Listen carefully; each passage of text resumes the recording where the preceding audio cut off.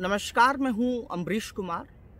आज मैं आपको सिविल सर्विसेज एग्जामिनेशन यूपीएससी के जो प्रीलिम्स एग्जामिनेशन हैं उस एग्ज़ाम को हमें कैसे साइंटिफिक तरीके से क्रैक करना है ये मैं आपको बताने जा रहा हूं। होता ये है कि जब हम सिविल सर्विसेज एग्जामिनेशन की तैयारी करते हैं तो बहुत सारी किताबें पढ़ते हैं, हमें लगता है कि बहुत सारे नोट्स अच्छे हैं और सिलेबस में क्या दिया है, यूपीएससी एग्जामिनेशन के लिए कितना पढ़ना है, कौन कौन से नोट्स मेरे पास हैं, हमने उनको कितने बार पढ़ा है, हमने कितनी एनसीईआरटी पढ़ी हैं। हम पूरे समय तैयारी करते रहते हैं, कड़ी मेहनत करते हैं, लेकिन एग्ज़ाम में जाने के बाद हमें ये महसूस होता है कि हम जो पढ़ रहे थे और जो एग्ज़ाम्स में जो चीज़ें पूछी जाती हैं ये दोनों अलग अलग हैं। अगर ये चीज़ हम पहले ही समझ लेते हैं तो इससे फ़ायदा ये होगा कि हम सिविल सर्विसेज एग्ज़ामिनेशन को, अपनी मेहनत को हम यूटिलाइज़ कर सकते हैं और हम सिविल सर्विसेज एग्ज़ामिनेशन में अपनी जगह बना सकते हैं। अदरवाइज़ आपके लिए एक बैड एक्सपीरियंस होगा, एक सीखने का अनुभव होगा और सीखने के अनुभव में आपके 1 या 2 साल चले जाएंगे। और ऐसी स्थिति में कभी कभी होता ये भी है कि हम डीमोटिवेट हो जाते हैं और सिविल सर्विसेज एग्ज़ामिनेशन को हम तैयारी को छोड़ देते हैं, आइडिया ड्रॉप कर देते हैं। अगर ये सब चीज़ों को सीखने के लिए हमको एग्ज़ाम देने के बाद अगर हमको समझ में आएगा तो ये बहुत भारी पड़ेगा, इसकी बहुत भारी कीमत चुकानी पड़ेगी।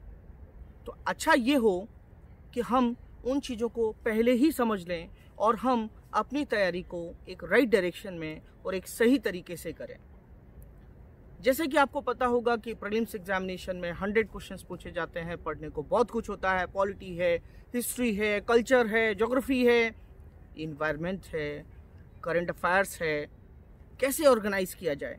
तो मेरा मानना ये है कि अगर आपके 100 में से 50 क्वेश्चन सही होते हैं विदाउट नेगेटिव मार्किंग तो आपका प्रीलिम्स एग्जामिनेशन में सिलेक्शन हो जाए। अब सवाल ये होता है कि जो लोग 1-2 बार मेंस दिए हैं उन्हें आइडिया होता है कि प्रीलिम्स कैसे क्रैक करना है, कौन सी चीज़ पढ़नी है, कौन सी चीज़ हमारे लिए इम्पॉर्टेंट है। इससे भी ज़्यादा बेटर तो ये है कि अगर हम सिविल सर्विसेज एग्जामिनेशन के पैटर्न को ठीक से डिकोड कर लें, उसके मैकेनिज्म को ठीक से डिकोड कर लें, तो हमारी कम मेहनत में एक सटीक तरीके से, एक कॉन्फिडेंस के साथ हम अच्छा परफॉर्मेंस दे सकते हैं सिविल सर्विसेज एग्जामिनेशन में। तो ध्यान से सुनिए आप। एक मैं उदाहरण लेता हूँ, एक टॉपिक दिया गया है जिसको हम पॉल्यूशन कहते हैं या प्रदूषण कहते हैं। प्रदूषण में 2021 में जो क्वेश्चन पूछा गया है वो क्वेश्चन पूछा गया है कि why is there a concern about copper smelting. ठीक है, क्वेश्चन पूछा गया है कि why is there a concern about copper smelting. ताम्र प्रगलन संयंत्रों के बारे में चिंता का क्या कारण है। ठीक है, ये प्रश्न पूछा गया। अब आप बोलेंगे सर ताम्र प्रगलन क्या होता है। ताम्र का मतलब होता है तांबा और प्रगलन का मतलब होता है गलाना। हिंदी थोड़ा इसी प्रकार की पूछी जाती है, हिंदी मतलब इसी प्रकार की दी जाती है। तो जो ताम्र प्रगलन है या जो कंसर्न है, कॉपर स्मेल्टिंग का जो कंसर्न है, मैं आपको बताना चाहता हूँ कि इसके दौरान जो है हैवी मेटल्स जो होते हैं वो इन्वायरमेंट में आते हैं और वो पॉल्यूशन का कारण बनते हैं। ठीक है, किसके कारण?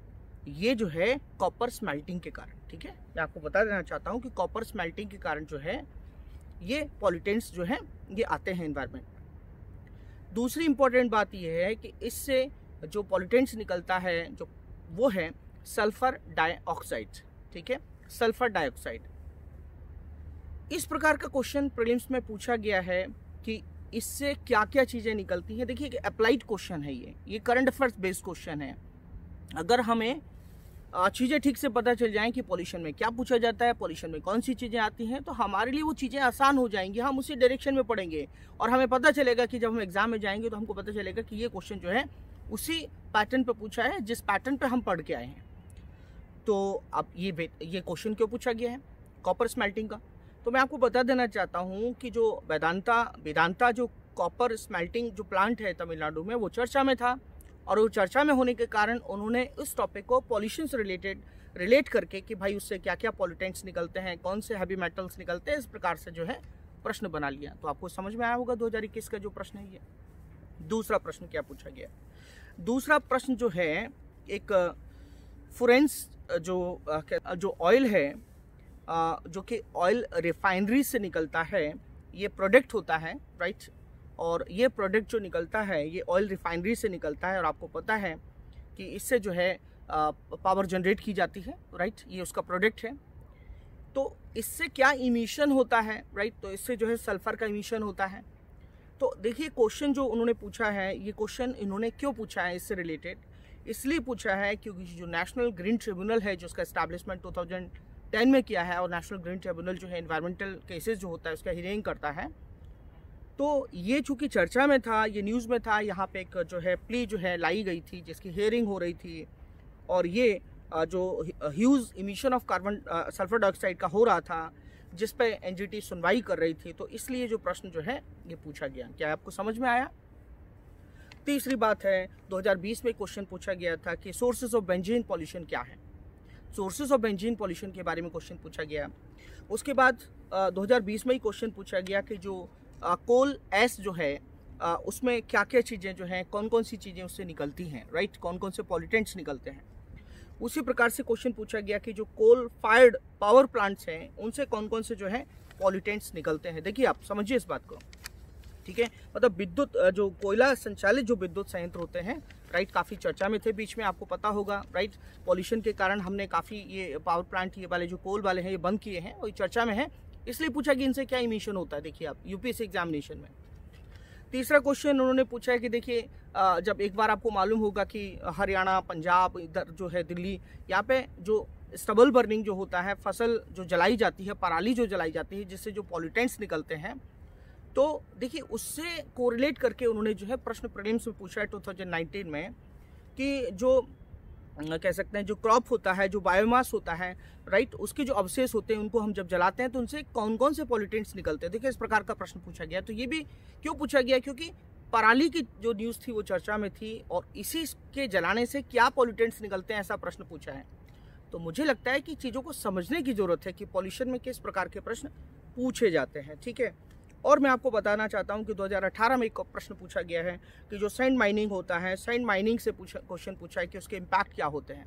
तो मैं आपको बता देना चाहता हूं कि सैंड माइनिंग से जो इम्पैक्ट होते हैं, एक तो जो वाटर लेवल होता है वो नीचे चला जाता है।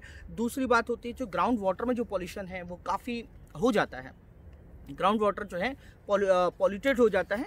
तो एक बार प्रश्न पूछा गया है कि जो कोयले जलाने से, राइट, हम जो कोयला जलाते हैं उससे कौन कौन से कोल बर्निंग से कौन कौन से पॉल्यूटेंट्स निकलते हैं। तो मैं आपको ये बताना चाहता हूँ कि यूपीएससी का जो पॉल्यूशन से रिलेटेड जो क्वेश्चन पूछने का जो तरीका है, एक ऑब्जर्वेशन बेस्ड है। जो चीज़ें, जो इंडस्ट्रीज हैं जो चर्चा में रहती है, एक बार कह सकते हैं कि पोल्ट्री इंडस्ट्री से क्या पॉल्यूटेंट्स निकलते हैं, ऐसा भी प्रश्न उन्होंने पूछा है, और मैं आपको बता देना चाहता हूँ।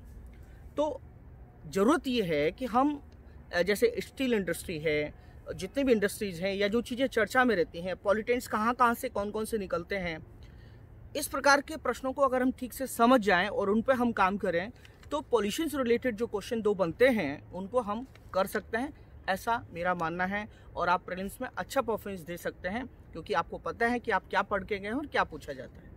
थैंक यू, धन्यवाद।